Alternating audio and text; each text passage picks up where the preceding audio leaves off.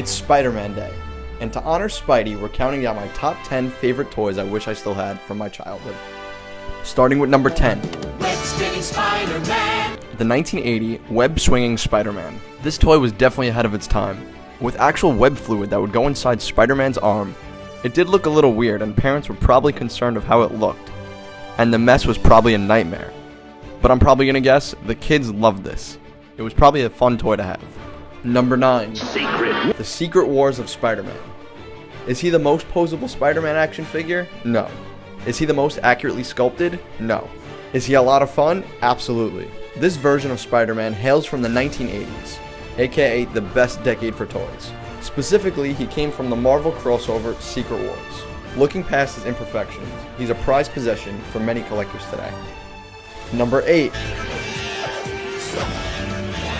The 1990s animated series. Surprisingly, this toy line lasted longer than the series did. The creators of the show intended to make this one big toy commercial. Toy Biz, the creator of this toy line, loved this as much as the fans did. Unlike toys today that seems to target the collector's market, in the 80s and 90s, action figures were made for young kids. Many of the characters and accessories had little to do with the series or comic books, but were designed to appeal to a younger audience.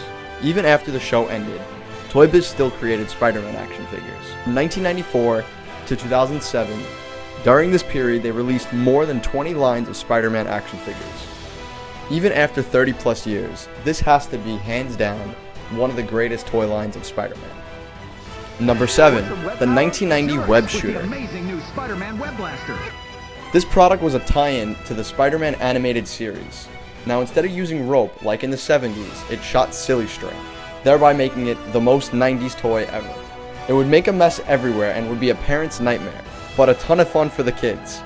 This is exactly what Peter Parker would want. Number 6. The Tobey Maguire toy line. Back in 2002, Toy Biz was back at it again and created more action figures for the Spider-Man trilogy. Now let's go back in time. Imagine watching this movie for the first time. Go it! Fly! Up and away with! Shazam! Go! Go! Go, Web, go!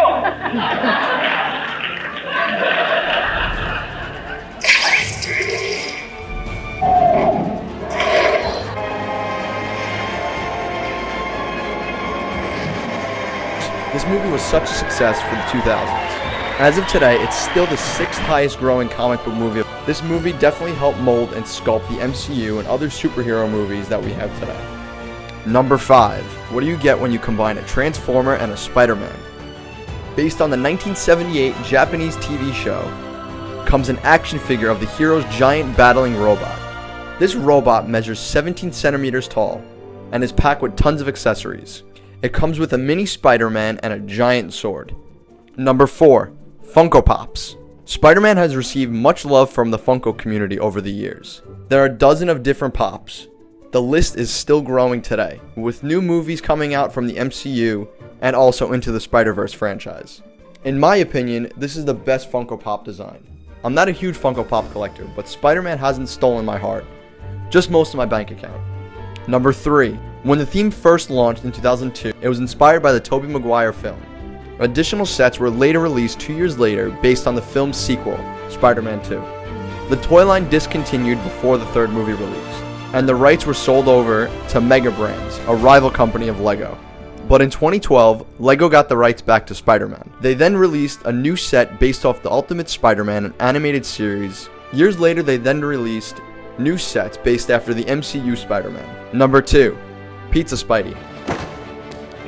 This Marvel legend is considered the best product that Hasbro produced. Like Miles Morales, he features outstanding articulation and a naturally sculpted head that lets him scarf down a slice of pizza.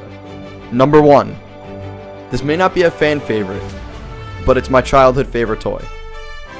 I love this playset so much, I took it everywhere with me.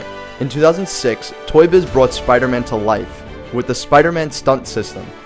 This system had magnetic pieces locked in together to make a city which looked like Spider-Man's town.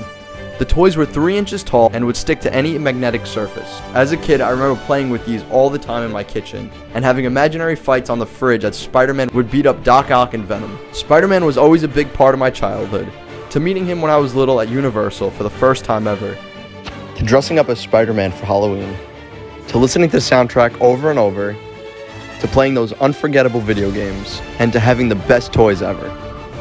I will always have a special place in my heart for him. And my childhood wouldn't be the same without it. Thank you, Spider-Man.